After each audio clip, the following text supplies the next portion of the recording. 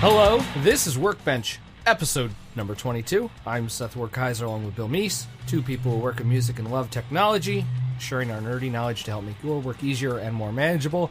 Hello, Bill. Hi, Seth. Hey. How's it going? It's going good. What's wrong with me using QuickTime? Nothing wrong with it. It's just a less popular method. Maybe less reliable? I don't know. Less reliable. It's QuickTime. It's Apple. How dare you? Excuse me. Yeah. Tim Cook would not agree with that. Whatever. Yeah, whatever. Is there a QuickTime recording app on the iWatch or on the watch? I don't know. Just kidding. I downloaded a demo. No, not a demo, but I guess whatever version of it. Is it Audacity? Yes. Is that the open source? Yes. Yeah. And I meant to use it for this episode, but nope. Using Not working, huh? GarageBand. No? I'm so used to my routine in recording this that. Oh, totally. So anyway, how's your weekend going, dude? Weekend's been good. This past week, I am fully backed up on Backblaze. Oh, that's right. Yeah, you. Very exciting. Yeah. So what is that? Like 10 episodes ago? That we talked about that. Yes. Yeah. It took you that long? Yeah, to finally do it. Well, it took that long to finally get an external hard drive, photos, all my music, photos backed up, good to go. That's awesome. Yeah. And for those that don't know what that is, Backblaze is a cloud-based backup system that backs up your entire machine and any external hard drives you have. And we did a whole show about this, but it plays on the idea that, you know, backing up is great and all, but if you're backing up to a physical drive that's in your house, if you somehow have a sinkhole swallow your house whole, then what good is that hard drive if it goes with it? Correct. So services like Carbonite and Backblaze give you the opportunity to do off-site backup. Yep. So that if you do fall into a sinkhole, your data is fine.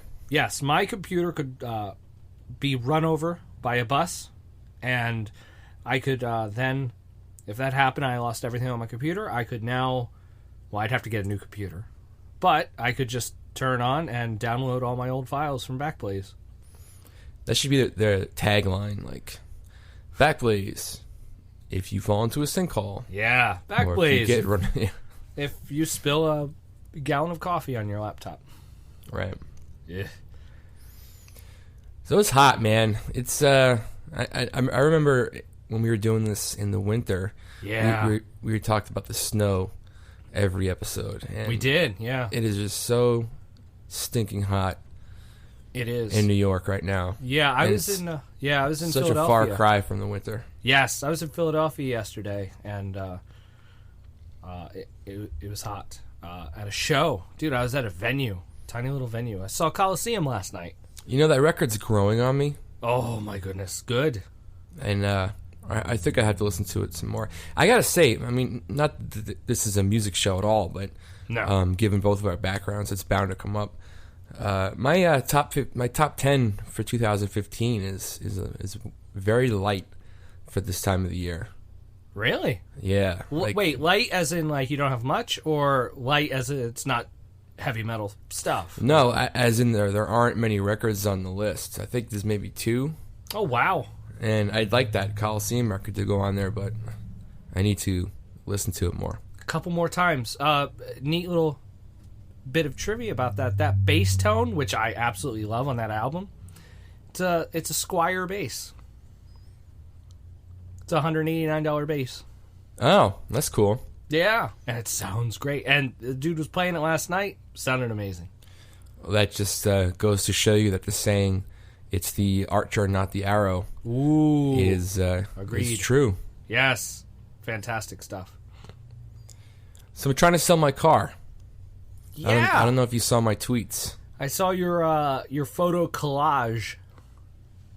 That's an interesting challenge, because it's the idea of trying to sell a car, this big, massive thing, that but it has to be very local, I imagine.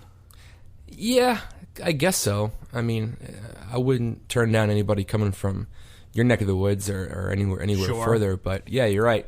But it's funny because I was talking to some relatives about putting a car up for sale, and they were like, "Oh, are you going to put it in the classifieds?" Oh, when you just started saying that, I thought they were going to say that. Yep. And I'm like, I actually didn't know what they were talking about for a second, and I was like, wait, what? Oh, no. Yeah, can't you like list it on cars.com or something like that? Or I think so, but I haven't even gone that far yet.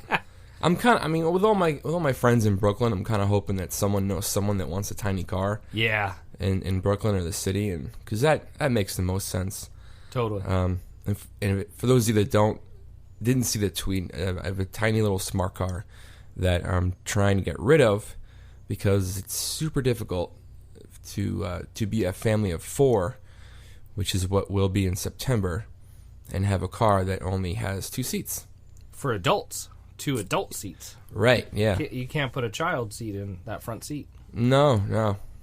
So, Yep, got to sell it. So if you're listening and you want a smart car that's black and looks awesome, and Bill used to own it, and you're prepared to get made fun of for driving a tiny car, but you laugh all the way to the gas pump, then right, it could be for you. Yeah, totally. We might have to do an episode on how to sell your car online. Well, let's see if I succeed first, yes. And then I might have some tips. We'll get there. Yeah, and some lessons learned. We'll figure it out. I will say, with all the technology I'm employing for this task, I am also doing some traditional stuff too, like buying for sale signs and putting it on the car, because my house is, it's not on a main road, but it's on a corner where a lot of people cut through. Yeah. Giving it not a lot of traffic, but more than your average suburban street. And I got some signs and I put on the corner because a lot of people should see it there.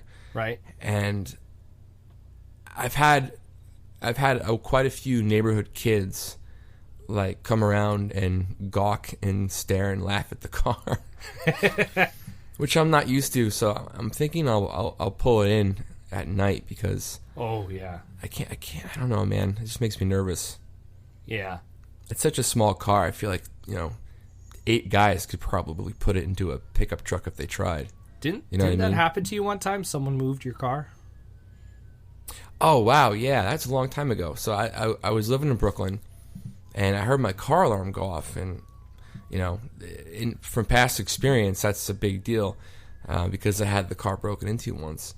And I look out the window of my apartment, and I was living across the street from a car wash, and I looked out the window, and I saw my car up on 2 jacks. Like the kind of jack that you slide under the car and then pump up, not like a standalone jack, right? But like a jack on wheels. Yeah. And they were moving my car with these 2 jacks, and I ran outside. I'm like, "What are you doing?" And he apparently, the owner of the car wash, was not satisfied how far away I was from his portion of the curb, I think. Oh, jeez. So the point I was trying to make to him was like, that's all well and good, but call the cops or, wait until I get a ticket. Don't take it upon yourself to move someone's car. Oh my goodness, yeah. Anyway, but yeah, thanks for reminding me. That was a good day. That's what you got to look forward to. Yeah, we'll see. Yeah. So what are we talking about this episode, Mr. Werkheiser? Well, we're going to talk about the word is pretty loaded because I think it immediately brings up to mind conference rooms, but it doesn't have to. We're talking about meetings. Meetings, the concept of meetings, the idea of meetings, and how they're changing now. Yes. And when I was putting together some notes for the show, I was trying to think about what meetings meant now versus what they meant, in the past, whether it was 40 years ago or 5 years ago. And they're certainly different. Yeah. Yeah, the concept, too. The idea of a conference room and having a big meeting. But, now, the past decade or so, the idea of calling into a meeting. There's people on the phone conference. Having completely off-site phone conference meetings. Yeah. Yeah. Well, there's a lot to be said about meetings on the web, as you can imagine, and even in prepping for this, I've found a lot of wacky articles and people saying some crazy stuff about meetings, about everything from bring your phone, don't bring your phone, take notes, don't take notes, stand up, sit down. It's I don't know. Glass of water, right? Glass of water. Yeah, all these things that they're claiming that will make or break your meeting. When I feel like it's, when you're paying attention to those small details, it can sometimes bring it off point. Oh, totally. And, should you bring your phone into a meeting? I don't know. If it's going to be a distraction, maybe not. But if you use your phone to take notes, like a lot of people do these days, maybe. Should I bring my laptop? Maybe not, but maybe an iPad is more appropriate. But why is an iPad more appropriate than a laptop? Right. Because I've been in a lot of these scenarios. Like I've been in a meeting where I'm like the only one without a laptop, and it's a little weird, and it makes you feel like maybe they're chatting about me, or maybe they're really not paying attention to what I'm saying, or maybe they're playing Candy Crush. I don't know. Right. But if you're taking crucial notes, and that's kind of how your company does it, or that's how your team does it, then maybe it is okay. Point being is that whether or not you bring your fancy gadget to a meeting, while it is important to pay attention to, it's almost beside the point. Yeah. And it's the key to an effective meeting is to more or less stick to a lot of basic ground rules. Right. And if you can stick to ground rules each time and every time, you'll have a much better meeting than I know the ones I've had in the past, or what most companies are having. And I don't know if you saw this, but when I was poking around about this topic, I see a lot of companies having a lot of bad meetings. Yeah. And one line that stuck out to me said that if you're a company and you're having bad meetings, it's indicative of the kind of company you are. So if you're having bad meetings, you just might be a bad company. Yeah, I remember unnamed company, and I'll try to, but yeah, it was AOL, who's now sold to Verizon. So what the hell does it matter? But I remember one time we would have a meeting about, here's our new video player. So we're gonna have a meeting about how to use the new video player. It was like an hour, 2 hours long. Oh my god. So here's the meeting, whole bunch of screenshots, whole bunch of PowerPoints. This is how you do it. This is it. And I remember like a month or two later, yeah, we have a new video player. So we're going to have another meeting on how to do... I'm pretty sure, I mean, it was a couple years ago. I think we had 3 meetings because we had new video players all the time. Right. So that said a lot about that whole situation. And I'll go into the rules in a second. And when I say rules, I use that term loosely. Sure. It's more of guidelines, suggested. What's the word? Thought technology. Is that the new term now? Ooh, I've never heard that. That's cutting edge. Yeah. But let's talk about the pitfalls of bad meetings, because those are probably the most common and the ones that people are dealing with the most. Because I would argue to say that most people even listening to this show and this podcast are probably more familiar with bad meetings than they are good. Yeah. So what are some characteristics of a bad meeting? Late start times. When you're sitting there, you're on time for a meeting, and everybody, like 8 people out of the 10 are late. That's a characteristic of a horrible meeting. Right, and that just screams this isn't important. Yes. And it punishes the people that are there on time. Right. Waste their time. Exactly. I was about to say that you're communicating to your team members that your time is not valuable, or it's less valuable than my time. Yep. And even if you might not be walking down the hall 5 minutes late thinking that, the behavior certainly certainly speaks that loudly. Oh, yes. Well, the biggest culprit I would have to say is the lack of an agenda, and this kind of plays into the guidelines. And the first guideline is have an agenda. Yeah. And meeting agendas, this sounds very strict and corporate, but it doesn't have to be that way. Yeah. And, what are we talking about? That there's your agenda. Like, yeah, well, I want to go over this, and this. Here's a quick piece of paper with some bullet points. Right. There's your agenda. Yes. And having it written is important. And I know we're both a big fan of paperless, but hell, even if it's a PDF, you email them. I still think that's okay. But some sort of document that outlines the meeting is important, because everyone attending, whether they're sitting in the same room with you or whether they're calling in from across the globe, you're all looking at the same agenda. And the first rule, which is keeping an agenda, will make the other guidelines and rules that much more successful. Because another big culprit of bad meetings is meetings that have no end time or go over, or when you don't know when they're over. I can't tell you how many times I've been in meetings that I kind of figured would be a half hour long, and 90 minutes later we're still talking about stuff. And that's a time suck. Yeah. So have an agenda, have a start time, have an end time.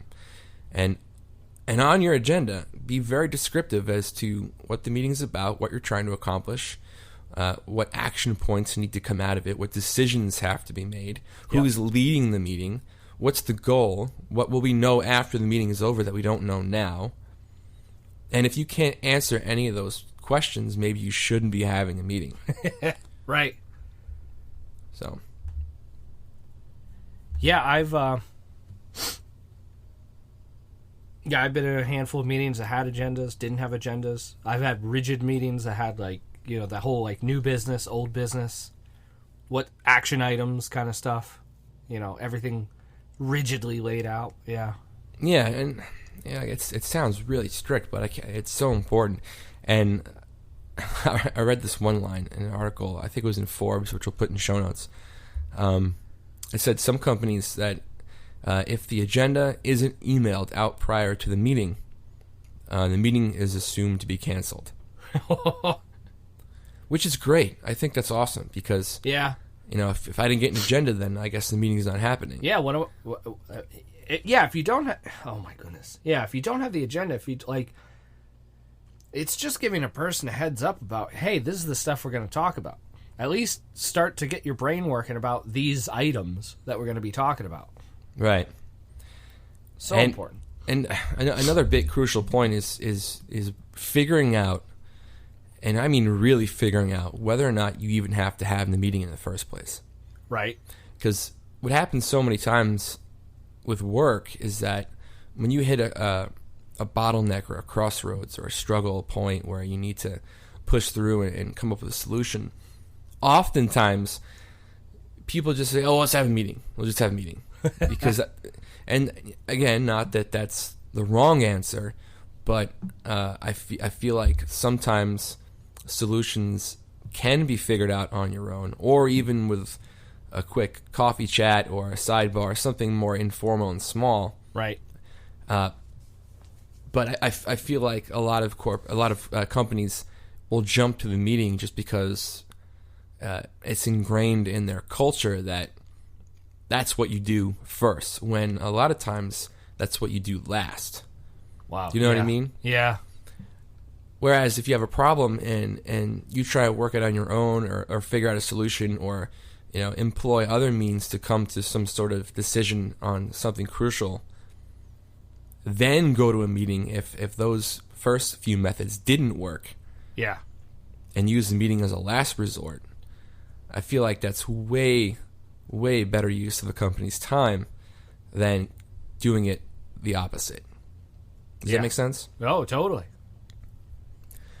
So ask yourself if you even have to have a meeting. And if you don't, maybe it could be done over email, dare I say.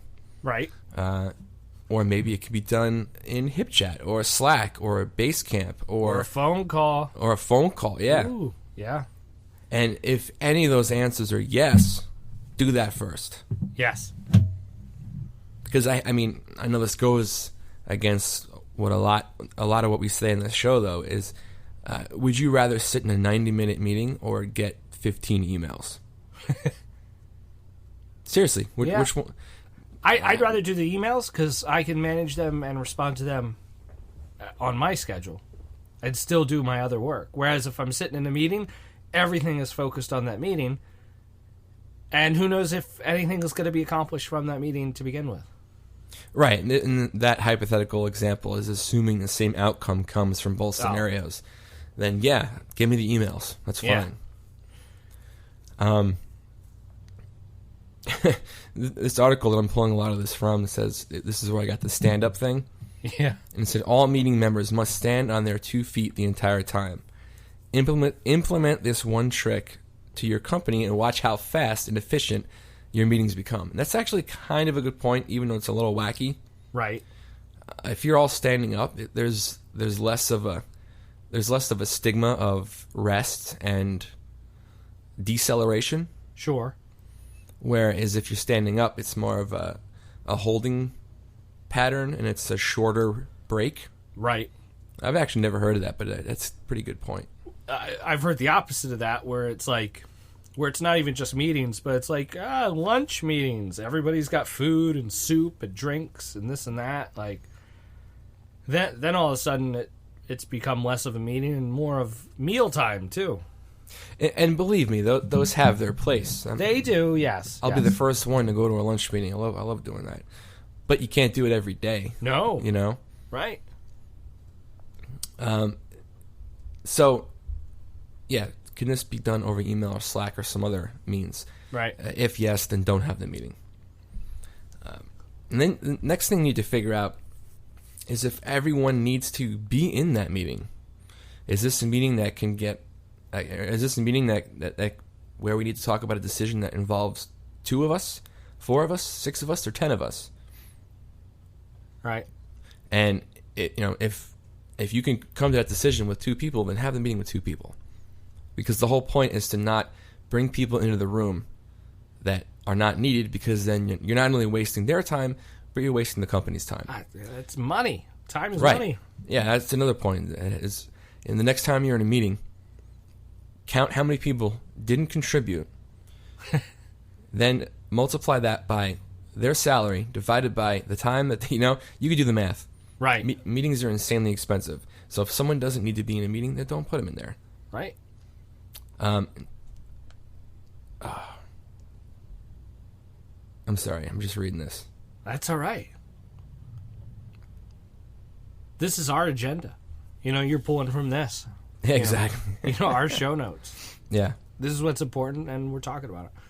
But yeah, the more people who attend a meeting, the longer the meeting will go, and the less that will be decided upon. So instead, only invite people to a meeting that must be there to make actionable decisions, and that's a key word into the next. Oh, big time! The next one, and fill the rest of the team in via email with meeting minutes. Do you remember meeting minutes? Oh, I totally do. I remember one job where I was on a safety committee, and I was the one taking the meeting minutes and would have to distribute them and stuff. I feel like companies don't do this anymore. Right.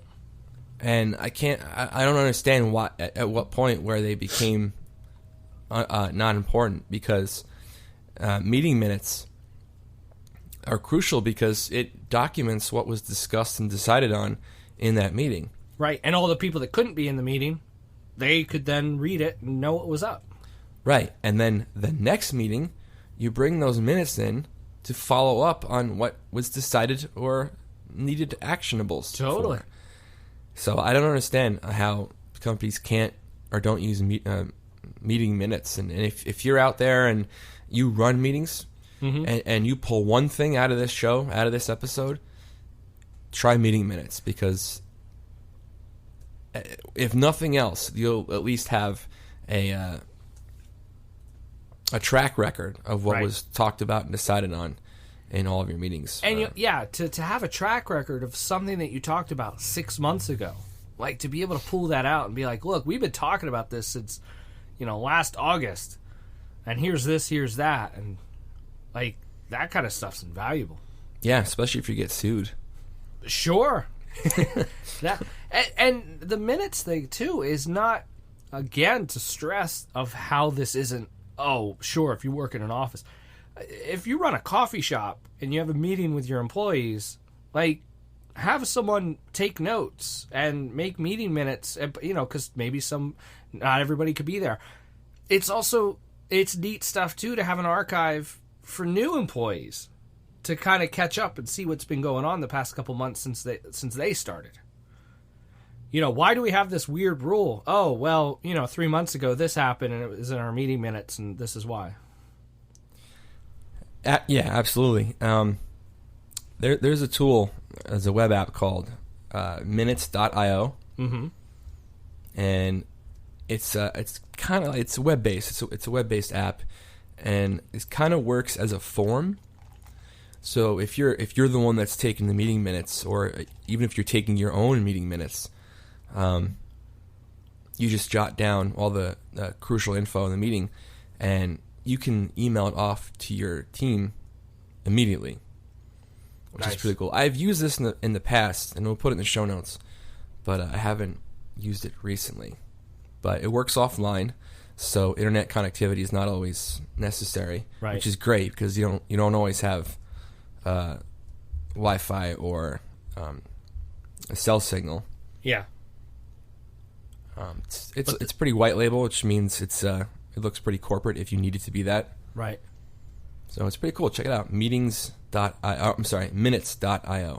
Man, I just think I can even think of, like, for band meetings, like, to actually write stuff down again. And this goes back to what me and you talk about, of like getting stuff out of your brain and putting it in an Evernote or OmniFocus or whatever buzzword app of the day. The idea of getting this stuff out and onto something that you can reference later is awesome, because it's not just this. Because I could imagine a band situation. I've been in a band. Having that stuff just bounce around, but it's nowhere legit. It's or yes, you could easily text all day with your bandmates. Maybe someone didn't see the text or an email or this or that, but to get everything in one spot, bam, here's this thing that we agreed on. Are we pressing a CD, or are we got to, do this, do that? I don't know. I think that kind of even stuff. Minutes are definitely for the group, but taking your own notes, is something that is a lost art. I mean, I've had to really refine my note taking skills over the years, and my note taking skills now are a lot better than they used to be, because I actually put a little bit of time and effort into trying to make them better. And I can't tell you how many times I've been in a meeting and I've just been taking my own notes. And later on that day, or even weeks later, I'll go back to those notes, or an OmniFocus task, or an Evernote entry that came from those meeting notes that sparked an idea or reminded me for something that needed to be done. So even taking notes or taking minutes, if you do that alone, you'll conduct better meetings. Yeah, because all the best ideas are, just because you're in a meeting and you're talking about that you need ideas, doesn't mean those ideas are going to come right there. It's not some magical lightning strike moment. Exactly, to your point, you might reread it a week later, and your brain has already, like, put in somewhere. Yeah, totally, to spark something later on. And there's something called the Cornell note-taking system. Ooh. That I'll put in the show notes, and I'll put a PDF template in there. And they sell notepads that have this, and I use them sometimes, and I've used them in the past. And all it is just a template of a notepad that lays out separate columns for separate things. Yeah. Which focuses on taking action, which is what should be coming out of meetings, which I'll go into next. But it's actually really simple. You can make them yourself. It's just a bunch of lines. Sure. But it gives you a left column that gives you cues to certain topics that are talked about. It gives you a bigger column on the right for note taking and action steps, and then at the bottom it's another column for the summary. And if you keep that system going, you'll see a pattern of summaries and actions, and in this way it'll give you more of a concrete timeline of how and when things happened. Just a lot easier to stay organized. Yeah. But the next thing is, and another, I keep saying they're all the most crucial point, but this is the most crucial point. In that, if you're not coming out of a meeting with at least one action step, and hopefully more, because if you're coming out with just one, then maybe the meeting didn't have to happen, but if you're not coming out of a meeting with at least one action step, then you do not need to be in that meeting. Yeah. So often these are just, and if you're not getting an actionable in a meeting, it's not a meeting. It's a progress report update or a progress report meeting. Yeah. Where one person shares stats and figures and everyone pats themselves on the back and walks out ashamed for not having done anything. Progress report meetings should be done via email or some other chat platform. Yeah, passed down or whatever for management. Right. Meetings are for deciding, and meetings are for taking action. So if you come out of a meeting without having any action or any decisions being made on your behalf, you should not have been in that meeting. It's a waste of time. Right. And finally, make it crystal clear on how and when the meeting is going to be over. For the love of God. I can't say how many times I've been in a meeting, I know you have been too, where it's like, oh wow, this is going on an hour. Oh, it's an hour and a half now. I thought this was 45 minutes. I've seen people get up and leave just because I gotta go. Oh yeah. I can't sit here anymore. And there's nothing more disorganized and dysfunctional with meetings than not having a stopping point. Yeah. Even if you're not done, even if you haven't covered all of the things in your agenda, save it for next time or schedule a different meeting. Yeah, we gotta go. Yeah. Yeah, because again, you're just wasting the employee's time and you're wasting company time. And that goes too to just being prompt and on time. Because if every meeting starts 10 minutes late and you expect it to go 10 minutes longer, no, nope. Right. No, thank you. And my personal opinion is, no meeting should be longer than a half an hour. Really. Oof. 15 minutes if you can help it. Oh, those but I hear people, I had a 2-hour meeting today. It's like, what the hell did you do? Or I'm in meetings all day. Oh, Yeah. No, dude, it happens. Oh, I know. Yeah. So, let's just recap real quick. Does your meeting have an agenda? Does this meeting even have to happen? Right. Does everyone need to be there for this meeting? Do we have specific action steps or decisions being made in this meeting? And when is this damn meeting going to be over? Right. That's it. I like it. And, some extras is take good notes yourself and make sure someone, if not you, are taking meeting minutes to be shared with everyone in that meeting when the meeting is over. Yeah, people can't be there. Yeah. Know your role. Yeah. Man. Yeah, I the big main thing for me is, as a freelancer, I have a lot of phone meetings, and yeah, I always hey, can we talk? Tomorrow, can we talk?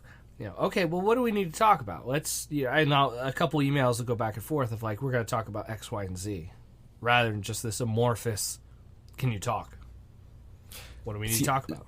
See, a better way to approach that is to just write the agenda yourself. Oh, well, yeah. Not you, I'm saying the person that's contacting you that wants to schedule a meeting. Why not just write the agenda of the things that you want to cover, email it over to the 3 people that you want to have a meeting with, say, hey guys, I think we should meet about this. There's a few things we have to decide. There's a few things we need to figure out when and what to do. The agenda is attached. Yeah. Are you free later today? Yeah. Should take about 15 minutes. And that's the crucial point too, is giving them a heads up of how long you think it'll take and then sticking to it. Yes. And that goes for phone calls too. Hey, do you have a few minutes later? I want to bounce some ideas off. It should be a 5-minute call. Right. Not a 75-minute call. Right, because now they know what to expect. Anyway, now I'm just ranting.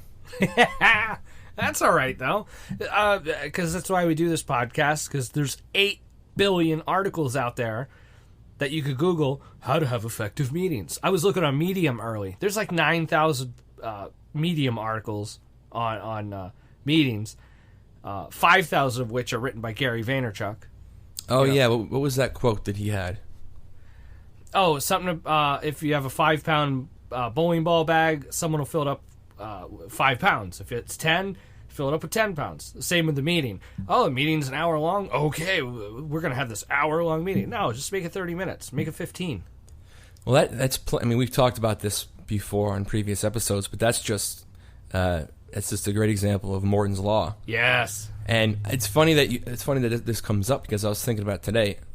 My wife is out of town with our baby, so it's giving me a lot of free time at home on the weekends. Sure. And baby's coming in September. And I probably won't ever get this much free time to myself ever again. So I'm thinking, well, what do I want to do? Like, what do I want to accomplish? Like, this is my free time to kind of do whatever I want. And I got to tell you, man, if you have an hour to do nothing, you're going to do nothing. Right. And that's so true, because I had all this stuff that I wanted to get done, but it's 85 degrees out. Ooh, yeah. I have so many episodes of Sopranos I need to watch.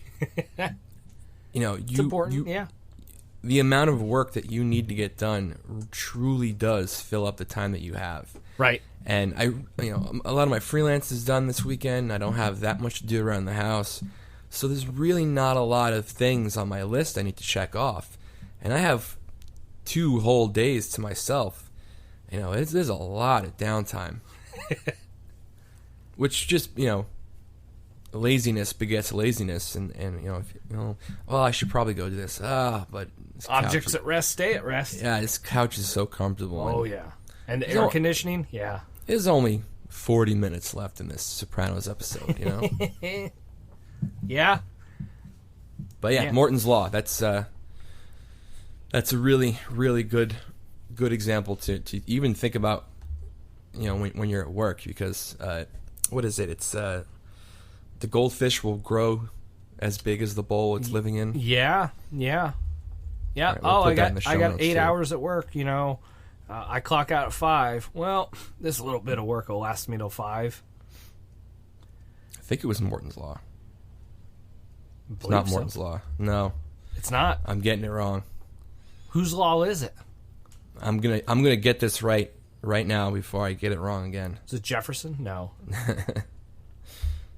Or is it the something principle? Yeah. Uh-oh. We're on it. Parkinson's Law. Excuse me. Parkinson's. Sorry. Jeez. Who the hell is Morton? Morgan Spurlock?